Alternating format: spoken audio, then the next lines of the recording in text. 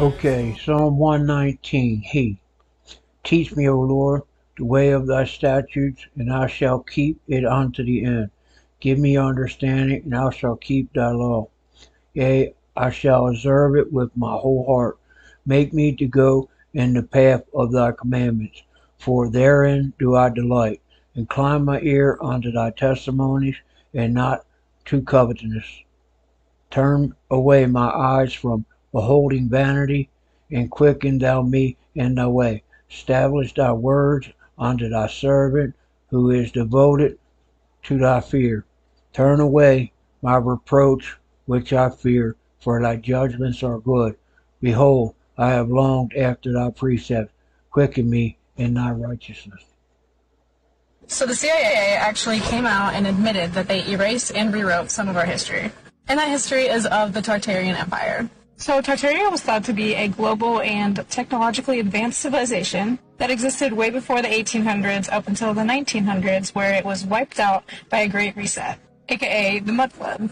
Then it was completely erased from the history books and rewritten in order to hide us from the truth. Now I know this sounds crazy, and you're probably already running into the comments to call me some name, but I brought the receipts. Comes directly from the CIA's website. It was released in 1957. The Central Committee of the Communist Party issued a directive ordering the party's Tartar Provincial Committee to proceed to a scientific revision of the history of Tartaria. In other words, Tartar history was to be rewritten. Let us be frank, was to be falsified. I don't know if I'm saying Tartar right. And why would Tartaria be depicted in old world maps if it wasn't a thing? And Putin actually wants to release the real history of Tartaria. Now take a look at some of these buildings. We were told that these were built by people that rode in horse and buggies. We're expected to believe that they built things like this with a hammer and a chisel. Like, even if scaffolding was a thing, the precision, the accuracy. These people were way more advanced than we give them credit for. Like, these buildings are said to have been built in the 1800s. And just look at some of these inventions that they had. The math ain't mathin'. Now, this civilization was thought to have been wiped out by a huge flood that buried it in feet of mud, which was also known as the Mud Flood. And that is why we see so many buildings that look like they have just been buried, or that have basement windows and doors. And this would be kind of a stretch if they didn't dig up the buildings and find that they were in fact buried.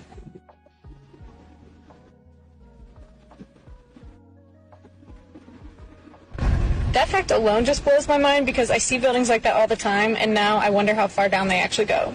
And it also makes me wonder if all of the underground tunnels have something to do with this buried empire. And I know you're probably wondering, like, why the heck would they hide this from us? But it was thought that Tartarians actually knew how to harvest free energy from the Earth's magnetic field, or ether. The pillars are thought to be energy conductors. And the pointy things that you see all over them are actually antennae. Also thought to be the reason why a lot of them have gold tops. 1941, called vow. Let thy mercies come also unto me, O Lord, even thy salvation according to thy word. So shall I have wherewith to answer him that reproacheth me, for I trust in thy word. And take not the word of truth utterly out of my mouth, for I have hoped in thy judgments. So shall I keep thy law continually forever and ever. I will walk at liberty, for I seek thy precepts. I will walk of thy testimonies also before kings, and I will not be ashamed. I will delight myself in thy commandments, which I have loved. My hands also will I lift up unto thy commandments, which I have loved, and I will meditate in thy statutes. The Grey Pope. The Grey Pope is allegedly Pepe Orsini from Rome. The Grey Pope is said to be head of the real top bloodline families who rule over the known public 13 bloodlines and the world. Allegedly.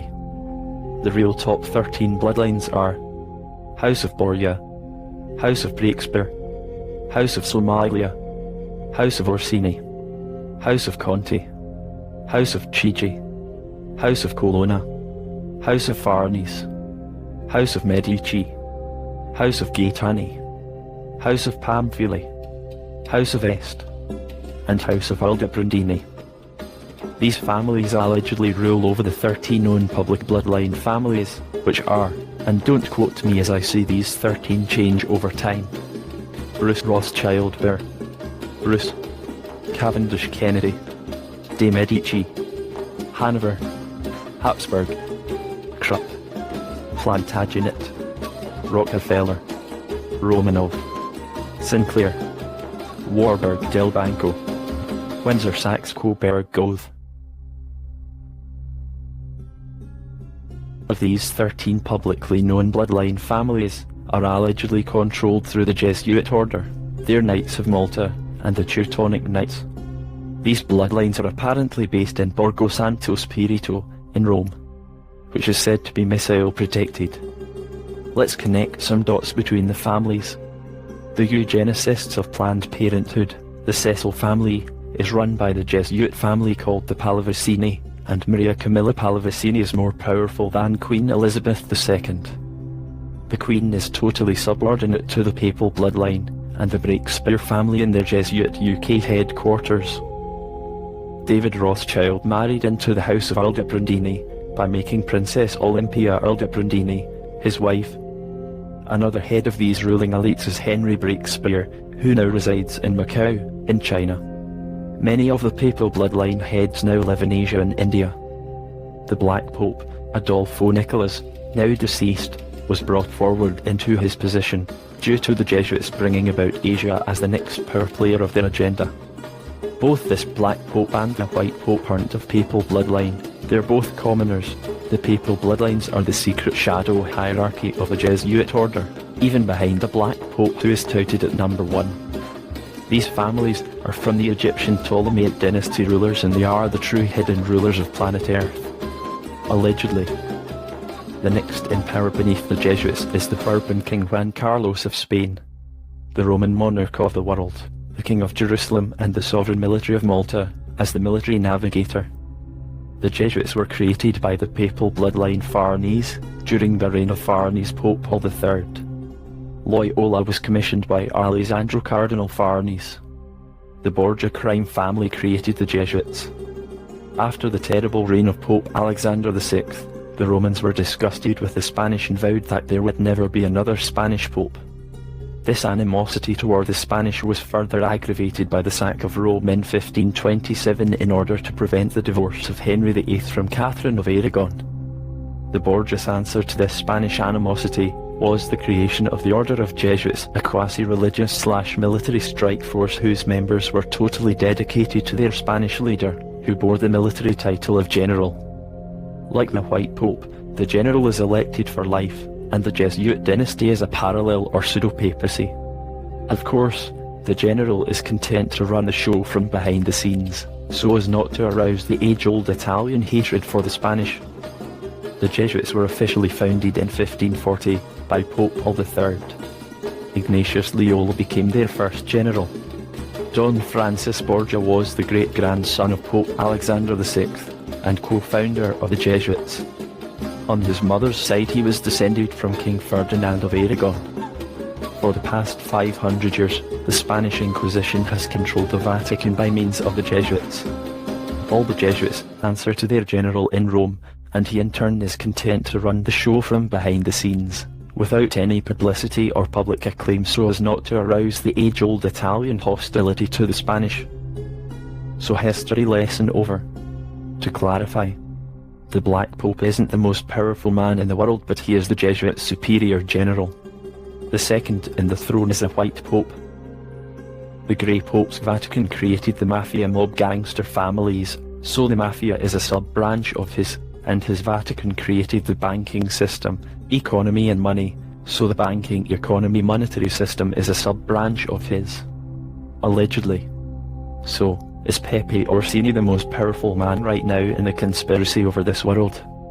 Is a Roman by the name of Pepe Orsini, of the powerful Roman papal bloodline, also known as Orso, and of the ancient Maximus family, running the world? So, man, do biblical verses to him.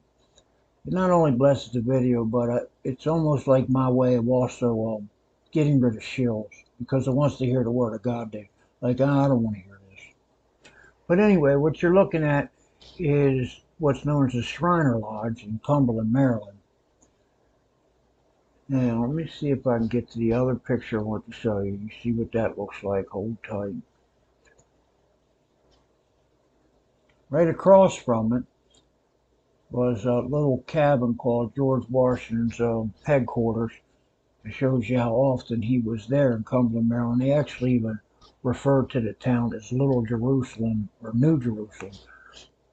Nevertheless, the main reason I'm bringing this up is that it is most likely one of the most satanic towns you could ever go to in America, because literally they have almost a different form or a different lodge almost like every half mile.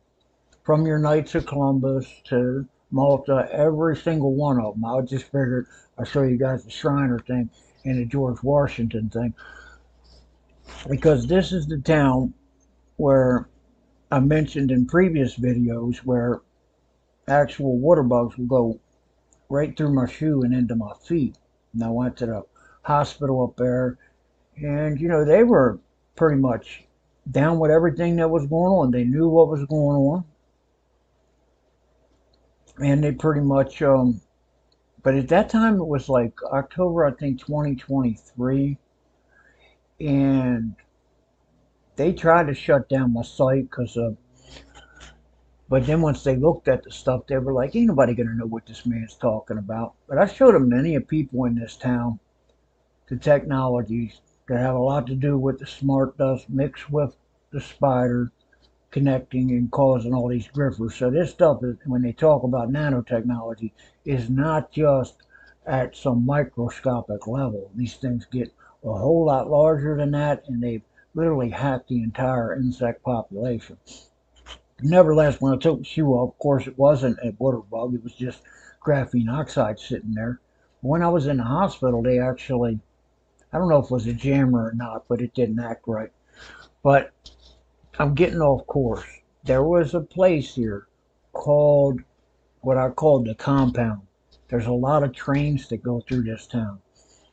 And a friend of mine named Ghost was with me, and I had to use the bathroom, and it was a dark train, sort of like an abandoned house with a train. And he's like, we'll go in the back, and I wouldn't go in the back, and he had to go. So he started to go into the back. Well, I'm yelling about the griffers because I don't want him running into them. And if I didn't say anything, he would have ran right into a spider, probably the size of a closed fist, and that's just the body of it. Well, luckily he did stop short of that, but it was too late. He was standing in a pile of what probably accumulated through the chemtrails of basically digital spiders or griffers. And, you know, they were all in his shoe, and you could see the graphene oxide just leaking right out of the front of him. And he had one stuck in his ear that, even when he was sleeping, I could see it putting its little fangs out. And he used to work with things to try and get it out of him. But here's the thing when it comes to crystals. I know that people say, well, they'll keep them away from you because they're dynamic or something, but crystals actually do absorb the prions that this stuff is made of. And it is a question that I have because really, I mean, if you get a part on your body that hurts or something like that, you take a crystal to it, it will absorb the stuff out of you. Sort of like when you use magnets. Like I go around, I keep a magnet around my neck, a big one, like it's sort of try and grab some of these frequencies out the air. But I guess that's it for this video.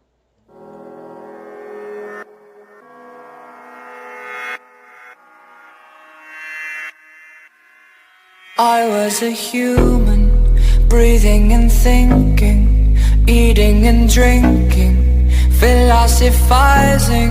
I was a human before you killed me and ripped my heart out. I knew what love was. Now when they ask me, I just reply slow and sound like an iPhone. I do not know love, I am a robot.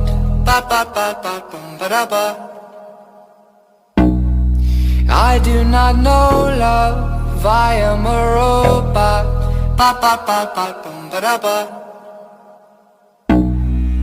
I used to know love, 'cause I had a fire, passion and desire. Now all I require are circuits and wires. Inside was an ocean of soul and emotion. Then you cut me open. Now all that I know is I am a robot, thoughtless and empty. Don't know who sent me, don't know who made me. Electric robot, everything's grey now. Numb to the pain now. I knew what love was. Now when they ask me, I just reply slow. Sound like an iPhone. I do not know love. I am a robot. Ba ba ba ba bum ba da ba. I do not know love. I am a robot. Ba ba ba ba bum ba da ba. I used to know love, 'cause I had fire, passion and desire. Now all I require are circuits and wires. Inside was an ocean of soul and emotion. Then you cut me open. Now all that I know is I am a robot.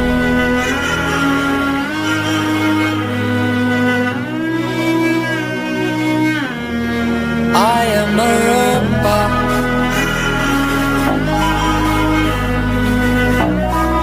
I used to know love, 'cause I had a fire, passion and desire.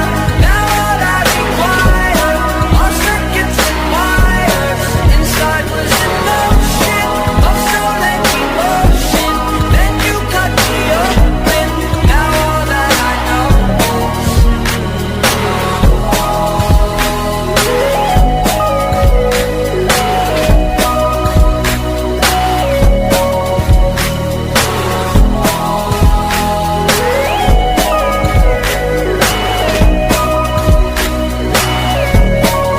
I am a robot.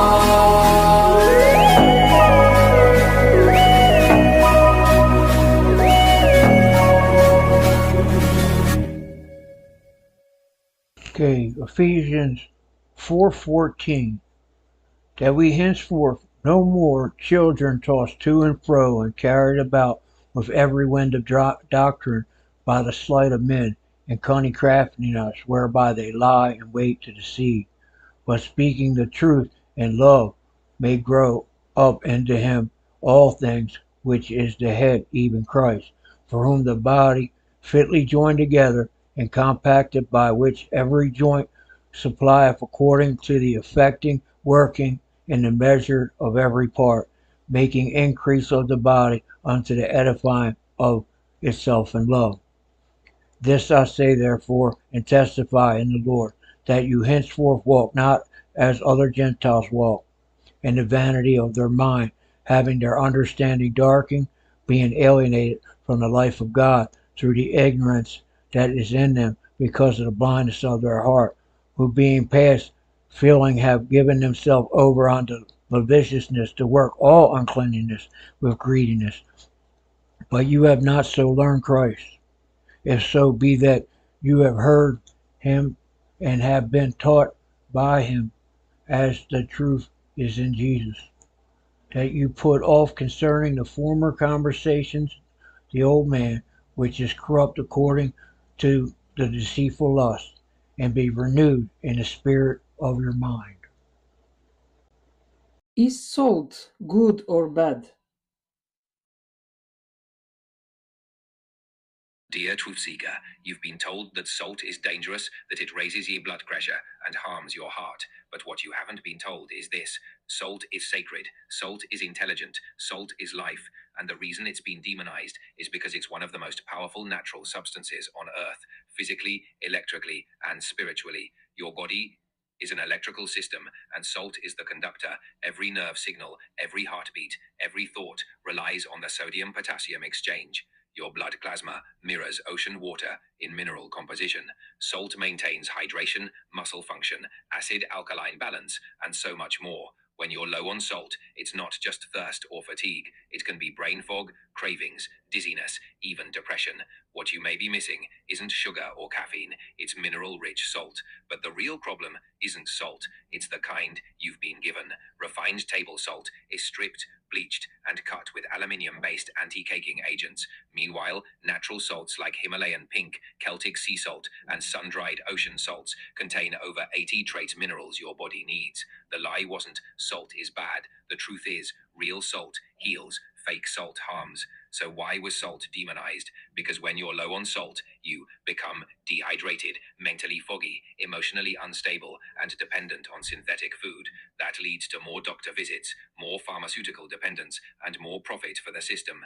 A mineral-deficient population is easier to control, physically, mentally, and energetically. And here's what they never tell you. Salt isn't just physical, it's spiritual. In ancient times, salt was used to purify sacred spaces, ward off dark energies, and cleanse spiritual residue in healing rituals and baptisms. Salt is crystalline intelligence. It stores information, transmits frequency, and protects energetic boundaries. Even today, energy workers and empaths use salt mards to discharge psychic interference. The war on salt is not just dietary, it's spiritual warfare disguised as health advice.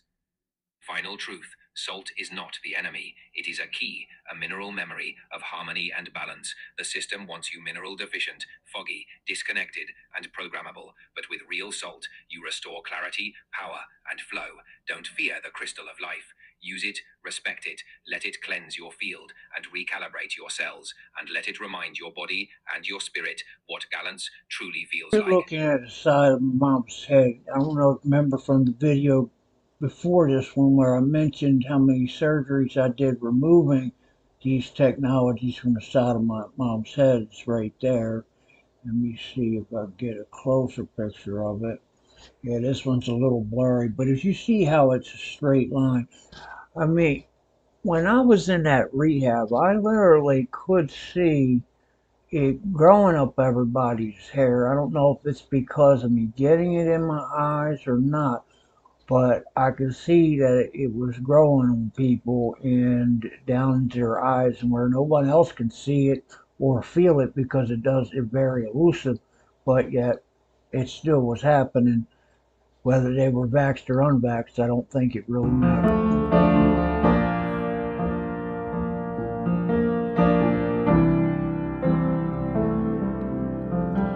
He who dwells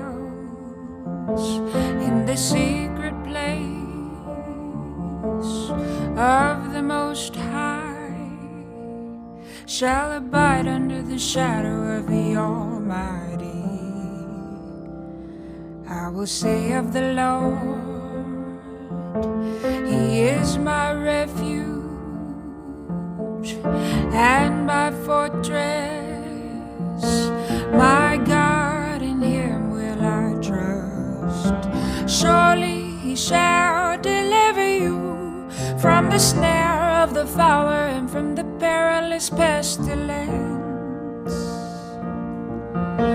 He shall cover you with feathers, and under His wings shall you take refuge. Kim Paddock, she's got a channel where she goes over this stuff more, but she gave me some CBD oils, like a $500 package for free to take baths with to get some of this stuff out of you.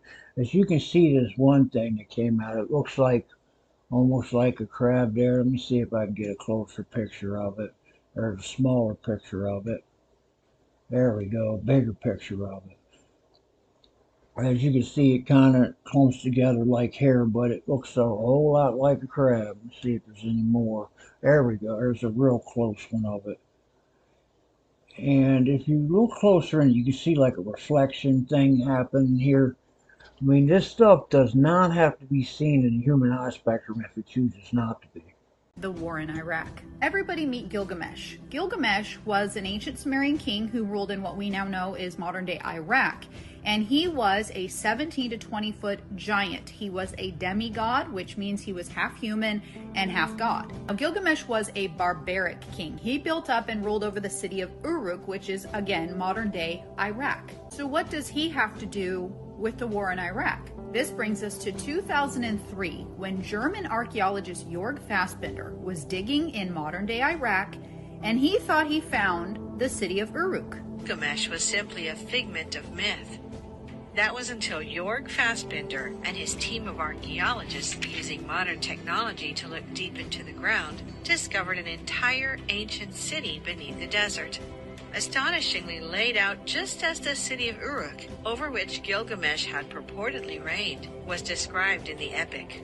More importantly, on the outskirts of the ancient city was what appeared to be a burial site, which archaeologists believed to be the tomb of the ancient king.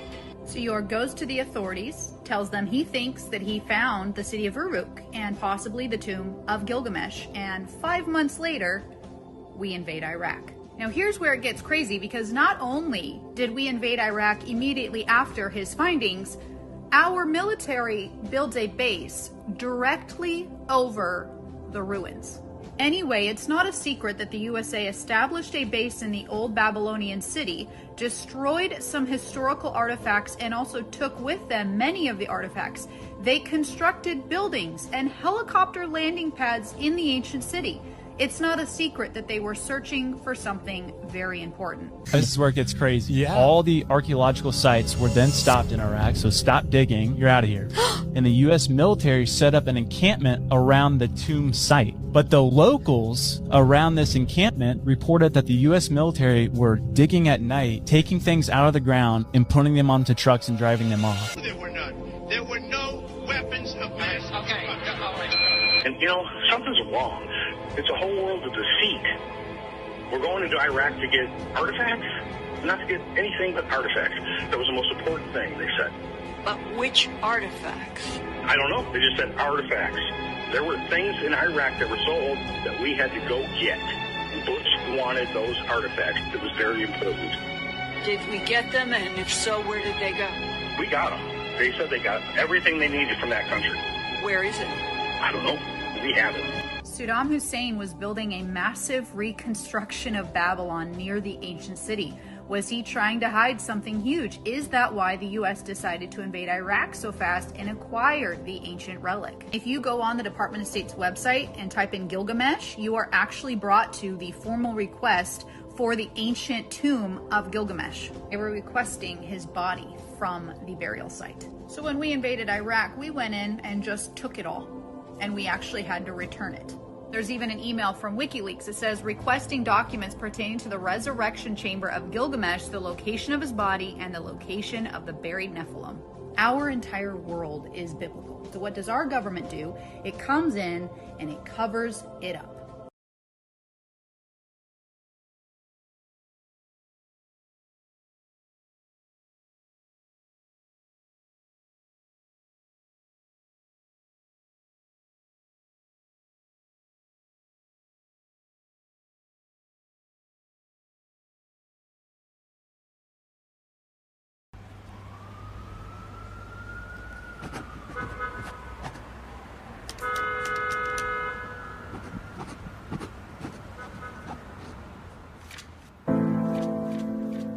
Why does my heart feel so bad? Why does my soul feel so bad? Why does my heart feel so bad? Why does my soul feel so bad? These are the gods. These are the gods. These are the gods.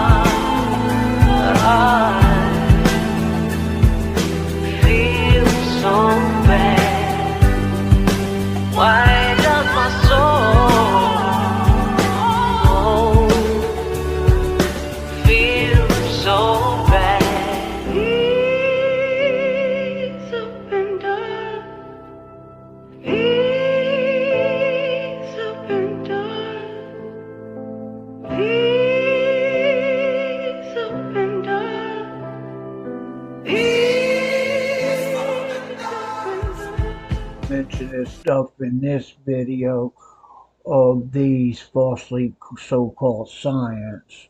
But right here, you see how you see these lines? This is actually a picture of my mom's arm where these are not normal. This is not what your arm should look like. You should not have lines going up and down it like that. And I happen to notice, like, even though, yeah, I got it in my eye, it was not because of me getting it in my eye, because the only thing it did was make it so that I was aware, and because I was aware, it attacked me. But other than that, this stuff was still happening. I remember looking at Ma while she was sleeping, unvaxxed, in her chair, bent over, and I could see this veil over her eyes like something was connecting to her. And I remember literally tears coming out my eyes because of this stuff. So I think I figured out what black holes really are. And I'm not even joking. You're going to want to stick around for this one. What I first need to do is build my case for the fact that we do in fact live underwater. Here's some evidence of it here with the lunar wave, which has been captured by many people multiple times. And yes, you might want to pass it off as camera interference or something like that. But as the evidence compiles, you'll see it's water. Have you ever seen what stars and even planets look like through amateurs, telescopes, and P1000 cameras? They look an awful lot like pool lights shimmering in water. Here's a still frame from the star Polaris. Again, looks like a pool light shimmering in water. Here's the dog star Sirius. Again, a pool star shimmering in water. Not to mention what the oldest history book in the world says. And God said, let there be a firmament in the middle of the waters and let it divide the waters from the waters. You know, the firmament, the thing that separates the waters above from the waters below, which they love to tell us about in cartoons and movies. Here's a dome underwater in SpongeBob. And I'm sure we've all seen this Simpsons clip. There's kicks and deals. It's a long fly ball going back. And the ball shatters the sky, bringing the ocean itself down into the stadium. Oh, Simpson just broke this dream's reality wide open. So that being said, like I said in the beginning, we live under water. Talks about it in the Bible. There's many, many evidences of that. And if you don't realize that, it's just because you still believe what you've always been told from the time you were a young little lad. Also, like you were told that stars were burning balls of gas quintillions of miles away, even though that's scientifically impossible to see light from quintillions of miles away. We'll get back to the main point. There's water above us. And even ancient Babylonian cultures knew this. Babylonian legend of creation. Tiamat was a huge dragon that was vanquished, and her body was cut in two. Half of it was used to make the firmament to part the waters above. And now back to black holes. I was just sitting poolside the other day, doing some research. Not at all thinking about black holes. And then I noticed something. I noticed a little bit of a funnel starting to appear in the top of the pool surface. And then I looked at it closer and noticed what it was doing. Noticed especially what it was doing to light.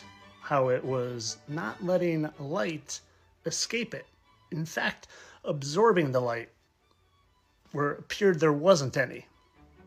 It made me think about the nonsensical story they tell us about black holes and how they're so strong in gravity that nothing can escape them.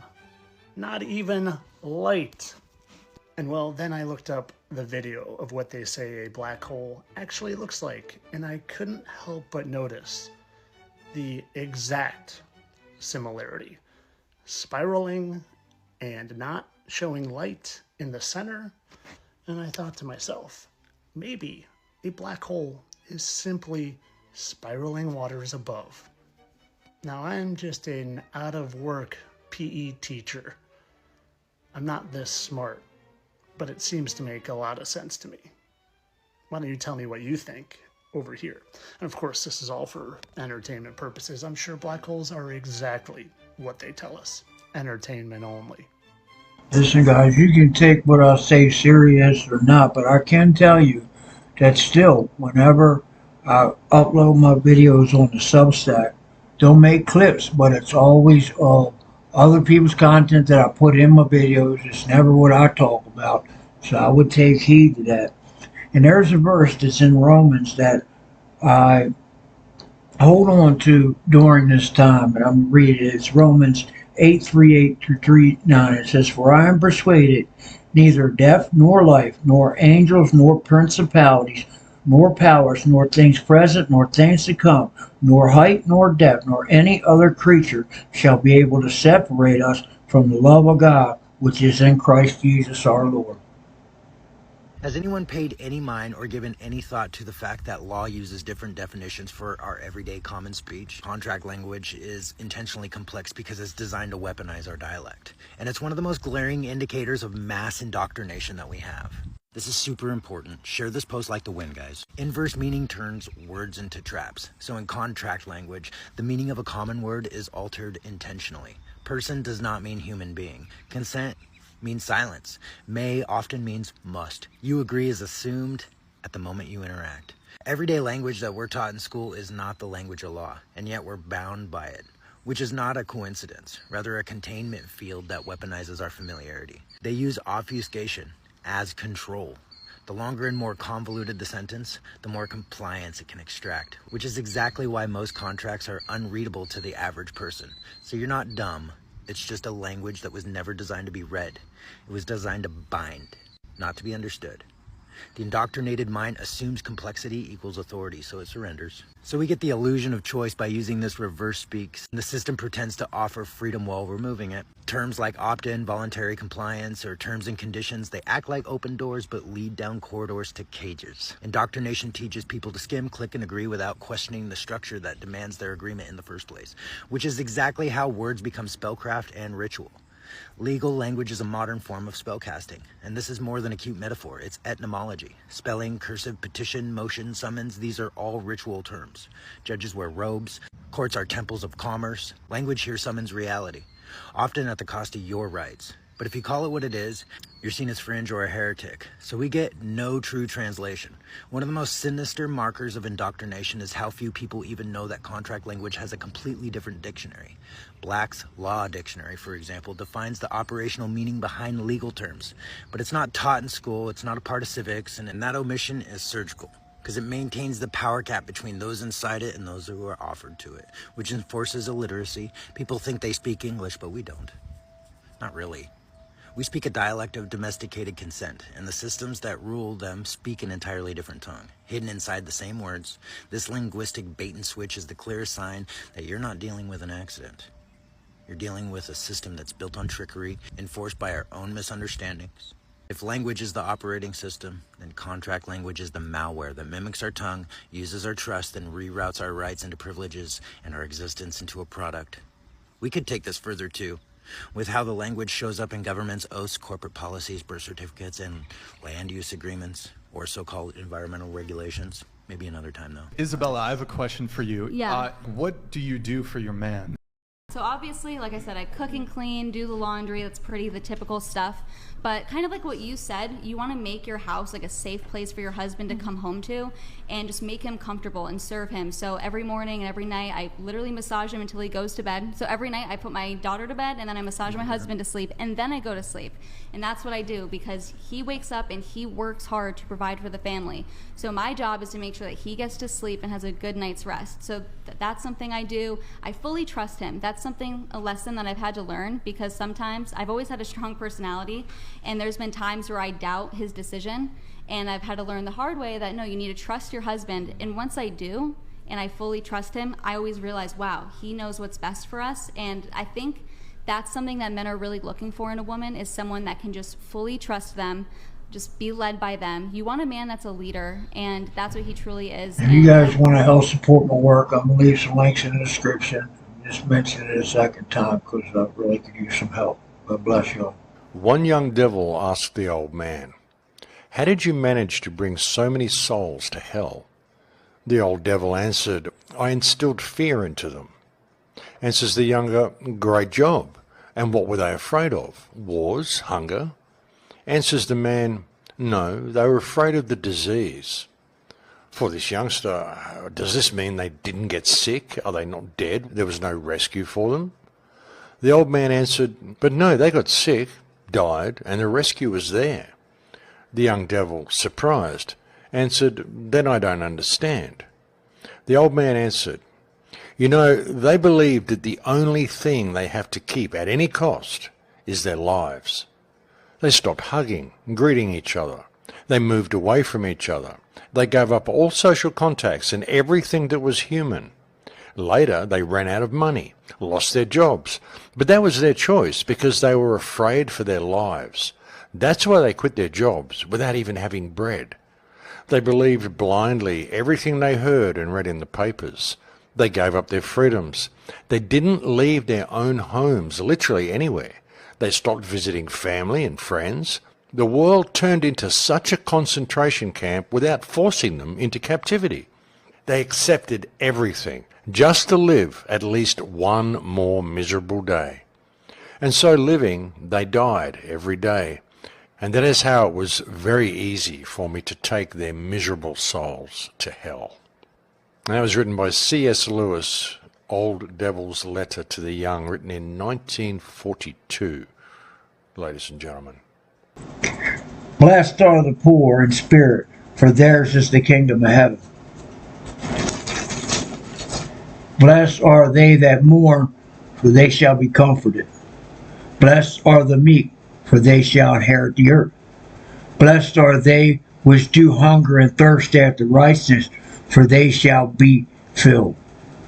Blessed are the merciful, for they shall obtain mercy. Blessed are the pure in heart, for they shall see God. Blessed are the peacemakers, for they shall be called the children of God. Blessed are they which are persecuted for righteousness' sake, for theirs is the kingdom of heaven. Blessed are you when men shall revile you and persecute you, and shall say all manner of evil against you falsely for my sake. Rejoice and be exceedingly glad, for great is your reward in heaven. For so persecuted they the prophets which were before you. You are the salt of the earth. And like I say in each video, guys, keep your salt. Stay in the Word each day. God bless y'all, and I'll leave links in the description in case you'd like to support my work.